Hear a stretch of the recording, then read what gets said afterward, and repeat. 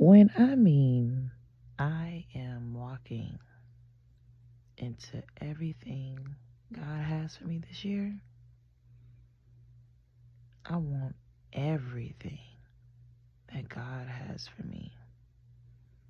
I don't want no sloppy seconds. I don't want nothing small, because you know why?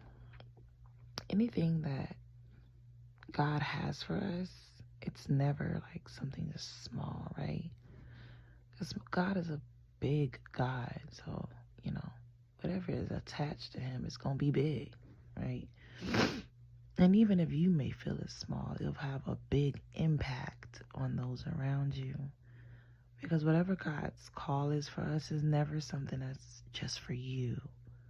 It's not something to just exalt you and make you look good.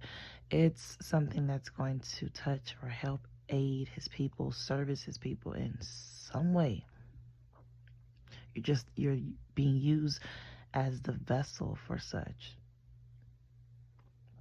But it's always something big. Again, it could be something that is minuscule that you may feel, but it's going to have a big impact to those around you. But what I want to really speak about is like how identifying like your gifts. So like ever since I was a little girl, I always spoke very well, honestly.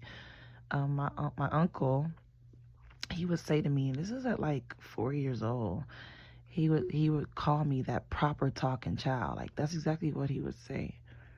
Um, everybody would be like, "Where you from? She's from Miami? Like where this girl from?" Um, but yeah, and so the flip side of that is I got picked on a lot for the way that I would speak. They would be like, "Oh, you talk like a white girl," and all this kind of stuff, right?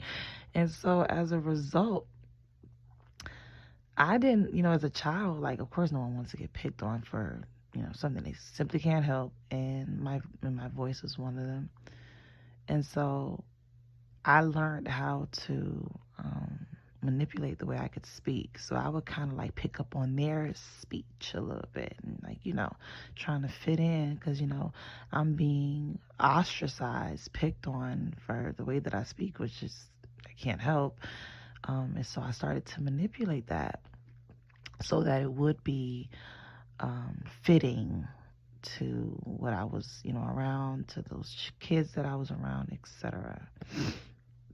And so I'm saying all of that to say what? But the reality is that's naturally who I am. Like that's really who I am. So also it's like a reminder to never deviate from you. You could try to sit here and do little things, because you don't know better based off where you are in your life to try to manipulate or try to be acceptable or accepted, my apologies, by those around you, right? You don't know no better. You're young, you're trying to figure it out. I understand that. But as you get older, you start to really come into who you are.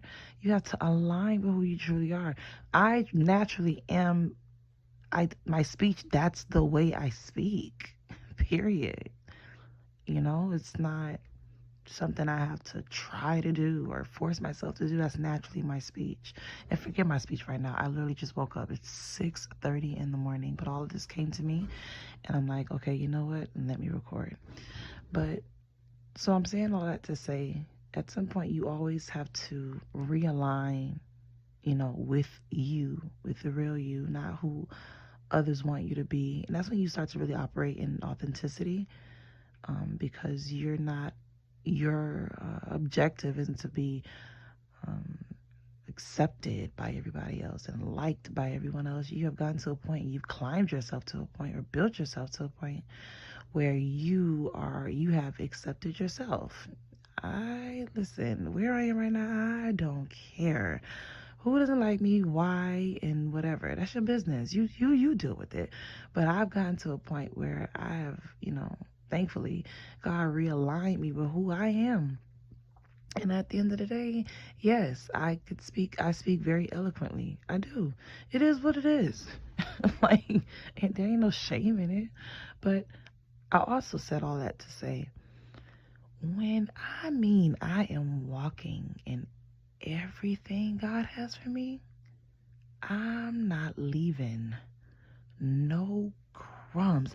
I literally feel like Jacob in my spirit when, I understand when he did that in the word. I understand Jacob when he did that. I understand when Jacob wrestled with that angel and was like, look, I'm not letting you go until you bless me. I understand Jacob, like, Jacob, we here. We here. I got it. I'm here with you. Like, that's how I feel. Like, I'm not stopping until I get what God has for me. When I want all of it, I want all of it. I want everything God has for me. It's so funny because things I thought I wanted for me, it doesn't even equate to the magnitude of what God has in store for me. And not just what God has in store for me, from what I'm saying yes to. I know, when God has something for you, great, big, and grand, he'll show you that, but, you got to go through what you have to go through to get it, right? Same thing with Joseph, how God showed him his end. As Dr. Miles Monroe said, he showed him his end, but he didn't show him how he was going to get to it. Because if he showed it, he'd say, forget this, right? So I also understand what that comes with when I say yes. It's going to come with, a lot of being uncomfortable a lot of time, being brought out of my comfort zone. It doesn't always look how we think it's going to go. And so I have to be open to that. But I still want what God has for me, even if that means little, tiffs and things like that may have come along with it. Challenges, of course. It won't be a walk in the park, more than likely, all the time, or at least for a season of a time it won't be. But you know what? I still want it, because you know what? I want everything God has for me. I'm walking in the fullness of God this year. I don't want nothing left. I don't want nothing left. I don't want no rock to go unturned. I want all of it. And you should want all of it. Because what we want for ourselves, it becomes like petty. It becomes petty to like what God wanted or God wants. It almost becomes like petty. Like, that's what you want? Or really, I got this for you? Why don't you just say yes to this so you can get all of this? It's like when we go about it our own like way. We almost like we went the petty route. We went the small route. Like, nah, that's okay. I want all of it. So that's what's on my morning chronicles. But yes, that's where I'm at, what I want, and what you should want too, because what God has for you is full, like, completely exceeds. It goes back to what he said, like, what's the word? Unto him who's able to do all things above all we can ask or think. Like, seriously, like, you thinking this, and God like, girl, do you know I have this for you? What are you doing? But anywho, I love you all. Have a beautiful day. It's Sunday right now, 6:30. God woke me up early this morning. But yes, I'll let you guys have a beautiful Sunday. Enjoy, laugh. And until next time, be well.